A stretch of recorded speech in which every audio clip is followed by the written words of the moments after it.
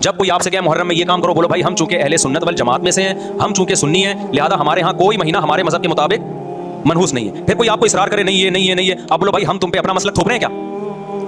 تم جلوس نکالتے ہو، تم ماتم کرتے ہو، ہم تو نہیں تمہیں روکتے آ کے، بلکہ گورنمنٹ تمہیں تحفظ دیتی ہے، سیکورٹی دیتی ہے گورنمنٹ تمہیں۔ تو جب ہم اپنا مسلک تم پہ نہیں تھوپتے تو تم اپنا مسلک ہم پہ کیوں تھوپ رہے ہو بھائی؟ تو ہم محرم میں بھی شادی کریں گے، ربیع الاول میں بھی کریں گے، سفر میں بھی کریں گے، رمضان میں بھی کریں گے، ہم نے تو 4 کرنی ہے، ہم مہینوں کے حساب سے شروع کرتے ہیں تو پھر ہمارے تو بڑے مسئلے ہو جائیں گے بھائی۔ سمجھ میں آ رہی بات کہ نہیں آ رہی؟ حضرت جعفر طیار اہل بیت میں سے تھے، کتنی زوجات تھیں؟ 4 تھیں۔ حضرت علی کی کتنی تھی ایک وقت میں؟ حضرت فاطمہ کی دنیا سے جانے کے بعد 4 تھیں۔ یہ بھی ہے سنت میں، نکاح کو فروغ دو، یہ اہل بیت کا طریقہ ہے تاکہ سوسائٹی میں زنا کم ہو، بیوہ طلاق یافتہ عورتوں کو ٹھکانہ ملے۔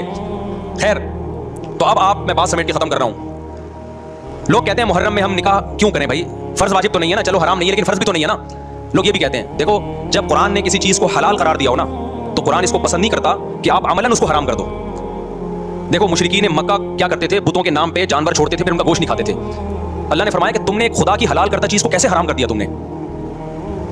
نبی صلی اللہ علیہ وسلم نے قسم اٹھائی میں شہد نہیں کھاؤں گا، آپ نے فرمایا لما تحرم ما احل اللہ لک، اے نبی جو چیز اللہ نے آپ کے لیے حلال کر دی آپ کیسے اپنے اوپر حرام کر رہے ہیں؟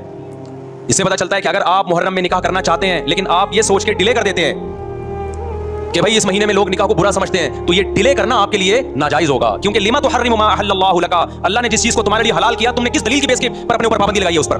ایک تو ہے نا کسی کو شادی کا خیال ہی سفر میں آ رہا ہے، ربیع الاول میں آ رہا ہے، وہ تو ایک الگ بات ہے، لیکن اس کا نکاح محرم میں ہونا تھا، صرف محرم کی وجہ سے وہ ڈیلے کر رہا ہے کہ جی میں ربیع الاول میں لے کے جاؤں گا۔ یہ ڈیلے کرنا قرآن و سنت پہ زیادتی ہے یا نہیں ہے؟ یہ اللہ کے حلال کو عملاً حرام کرنا ہے یا نہیں ہے؟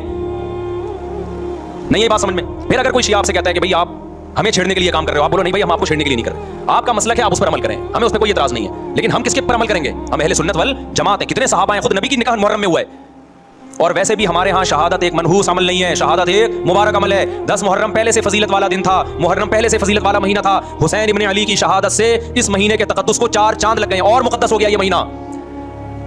یہ کیسی بات ہے جو شہادت کا دن ہو ہم اس کو منحوس قرار دے دیں؟ بھائی ہمارا یہ جگرا نہیں ہے، سمجھتے ہو کہ نہیں سمجھتے ہو؟ تو اس لیے محرم میں اگر کسی نے نکاح کرنا ہے اس کو ڈیلے مت کرو میرے بھائی۔ لوگ کہتے ہیں فرض تو نہیں ہے نا، آپ اگر اس کے نحوست منحوس ہونے کی وجہ سے ڈیلے کر رہے ہو تو پھر آپ پہ فرض ہوگا کرنا۔ کیوں؟ اس آیت کی روشنی میں لما تحرم ما احل اللہ لک، اے نبی جس چیز کو اللہ نے حلال قرار دیا آپ کس دلیل کی بیس پہ اس کو اپنے اوپر حرام کرتے ہیں؟ سمجھتے ہو کہ نہیں سمجھتے؟ تو اسی طرح یہ جو باقی کام محرم میں ہو رہے ہیں، مرثیے سن رہے ہیں لوگ، نوحے سن رہے ہیں، رکشے والوں نے بھی لگائے ہوئے ہیں، تو بھائی شیعہ حضرات کا مسئلہ کہ ان کو کرنے دو، آپ یہ عمل مت کرو۔ اگر آپ سنی ہو تو پھر اہل سنت والجماعت کے ہاں میتوں پہ رونے کے مرثیے یہ جائز نہیں ہے، کیونکہ اس سے غم بڑھتا ہے۔ ہمارے نبی نے جعفر طیار رضی اللہ عنہ کی زوجہ کو جن کا حقیقی غم تھا اس وقت ان کو نہیں رونے دیا، تو ہمیں کیسے آپ صلی اللہ علیہ وسلم چیخو پکار کی اجازت دیں گے؟